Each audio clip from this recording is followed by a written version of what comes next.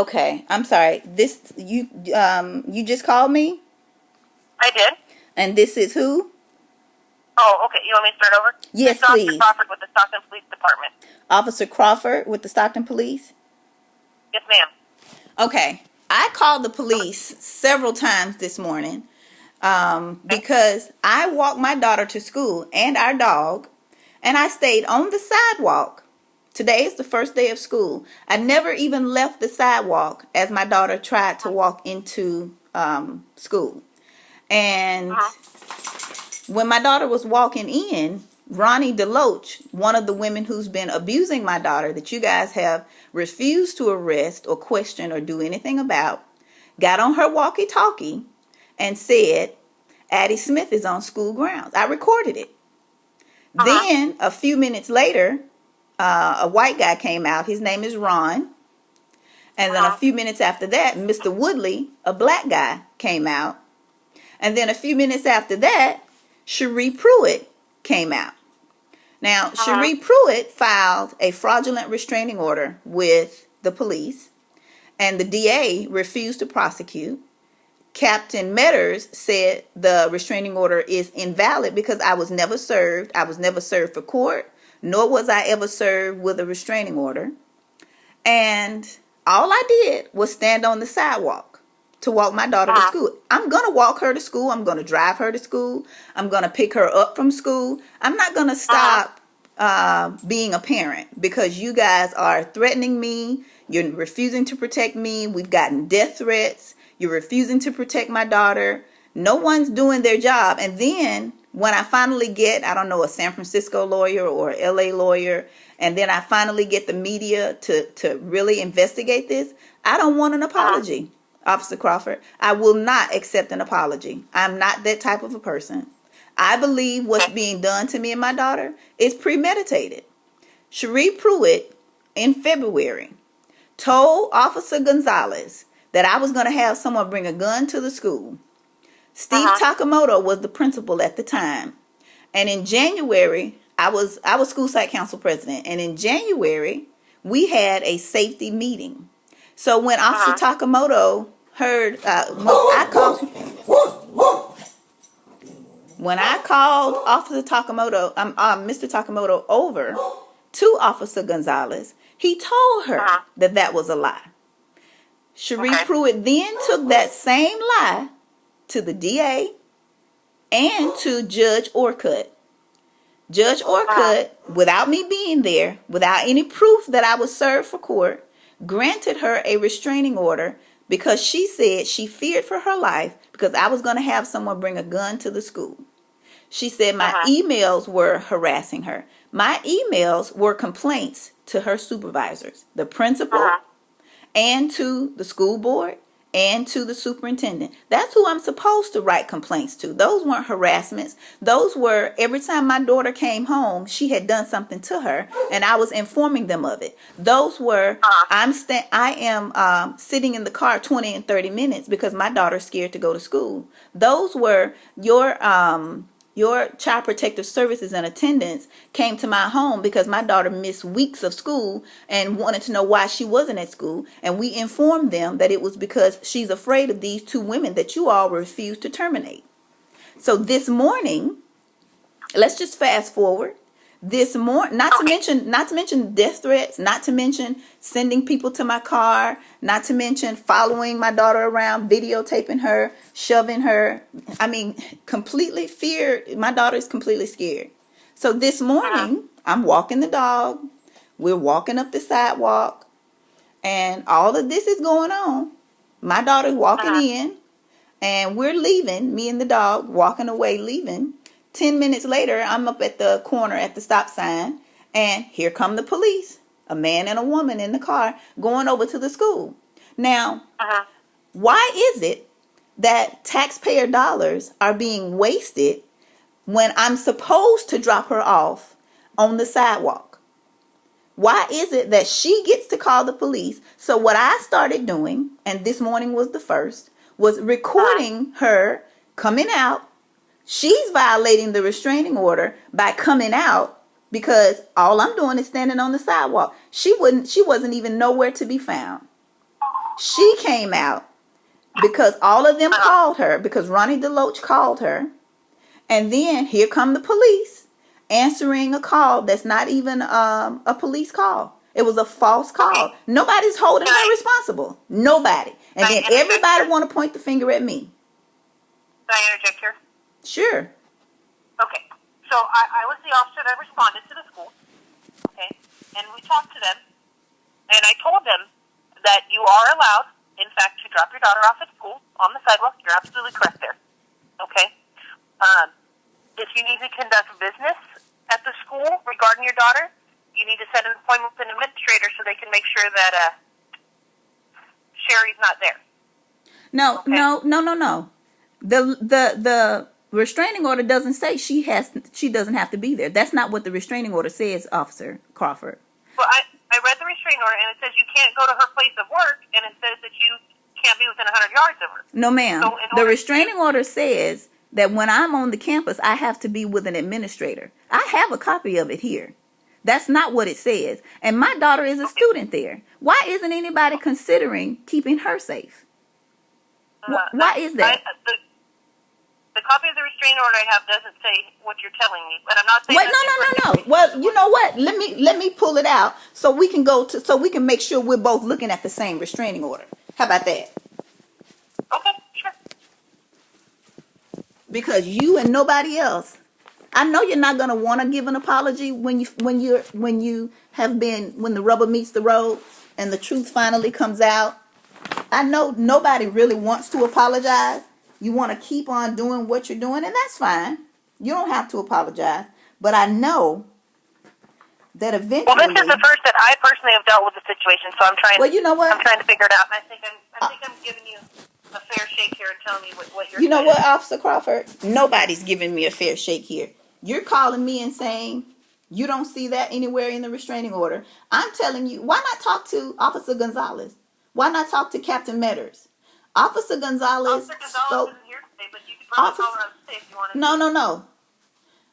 I'm saying to you, Officer Crawford, why not speak with Officer Gonzales? Find out that she spoke with Principal Takamoto in February, and he told her, I said no such thing. If you're looking at the restraining order, you see on here where she says, I fear for my life because I heard Miss Smith say she was going to have someone bring a gun to the school. I have 2 sons in college on full scholarships.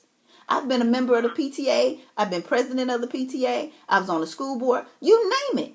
So I wait until I move to California, and in 1 year, I'm going to have someone bring a gun to the school. It's ludicrous. It is unfair to me, and it is unfair to my daughter. And you guys want to protect her because there have been some things that have been done wrong. There have been some things that are inappropriate. And instead of correcting it and then moving forward, you want to make it seem like I'm the one who's crazy or I'm the one who's doing something wrong. And that's not the case. She was granted a restraining order based on a lie, and I haven't been able to get back to court. Now that she's back in school, I'm going to have the sheriff to serve her so we can go back to court. I was never served. I was never served for a restraining order, not to mention the fact that she lied. Now I'm going to have to subpoena Mr. Takamoto because he was in that meeting. Now, I know you're probably going to say, well, we have some administrators who were saying things. I have those letters as well. And in none of those letters do they say Miss Smith said she was going to have someone bring a gun to the school. What they do say is Miss Smith came up to the school. She was sitting there for 20 or 30 minutes. But what they don't say is my child was also sitting in the car. My child has to go to school there, and she didn't want to go. She was afraid. So I had to convince her to go in. She would turn around. She would call me. I got to turn around and come right back because these women are messing with her. Grown women. This is a child. This started when she was 12 and she's 13 now. And if you have a child and somebody did this to your child, I want to see how you will respond to it. But you just wait 1 second. I'm going to find that page because nobody wants to help me or do the right thing and protect me or my child. But everybody want to talk about this fraudulent restraining order. Okay.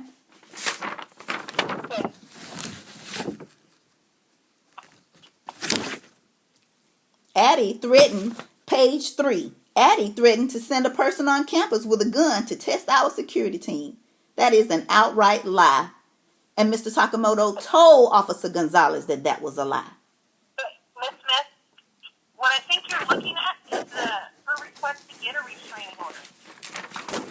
Does it say proof of service after the hearing on the top? I don't have any of that. Do you know why I don't have any of that? Because when I filed a restraining order against her to keep her away from my daughter, this is the stuff that she brought to the judge. She brought to Judge Lauren Thomason.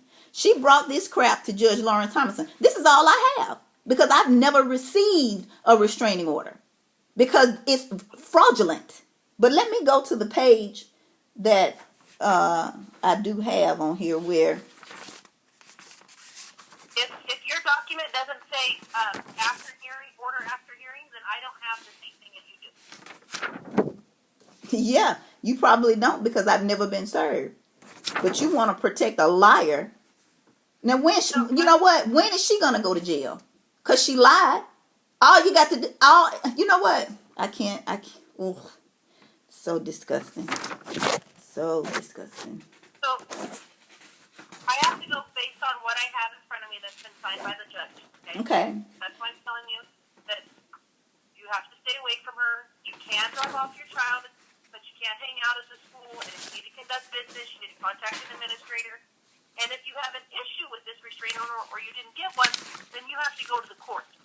No, I'm supposed to be served. Captain Metters said to me that I am supposed to be served. And I was never served with a restraining order. And you guys are trying to uphold something that I never even received. Now, I'm telling you, and you all know that the woman lied to the judge.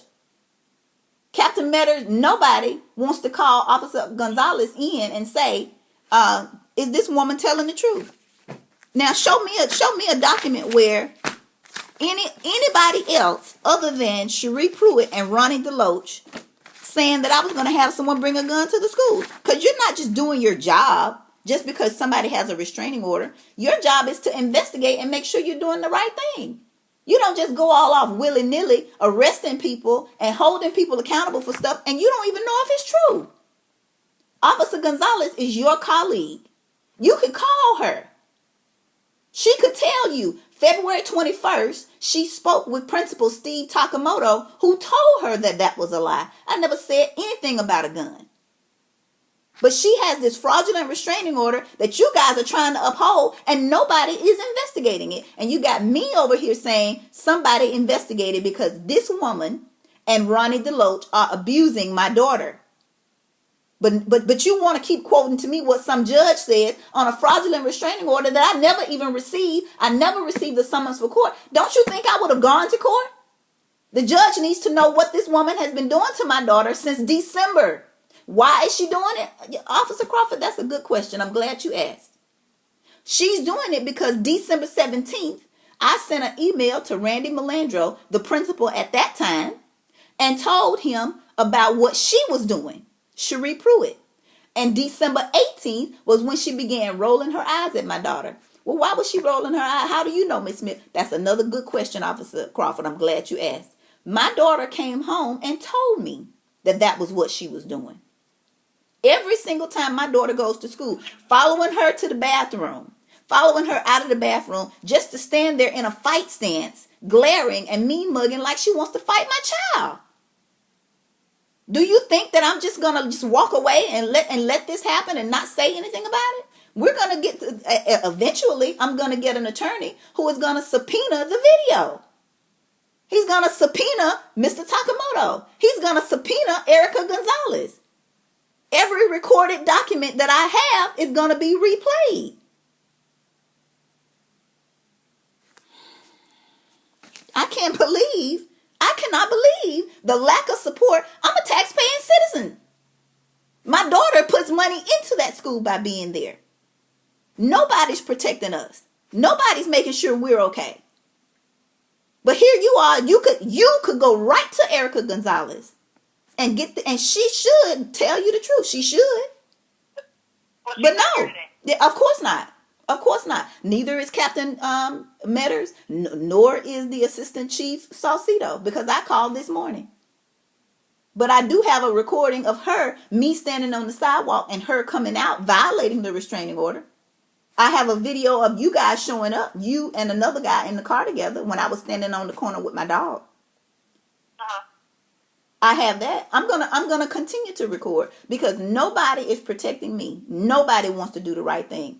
And then when the truth finally comes out, everybody gonna have an excuse. Everybody gonna want to say, well, I was just doing my job. Well, I'm just doing my job. Your job is to keep me safe too. And when I have a concern or when I say something is wrong, investigate it. Don't just look at me and say, well, you're doing something wrong. Nobody's protecting me. Nobody's protecting my daughter. This woman is a liar. Nobody's holding her accountable. Nobody's saying, Cherie Pruitt, you know you've been messing with that woman's daughter. You and Ronnie DeLoach. Cherie Pruitt, you know you lied. You lied to us and you lied to that judge. Now, this woman didn't say that. Officer Gonzales already spoke. Well, tell me this. If I said something so stupid, we had the security meeting in January. The police weren't called. Officer Gonzales came in February, on February 21st. She didn't write a report. That's because Cherie and Ronnie are liars. Nobody's looking into that, though. Officer Crawford, I have to go.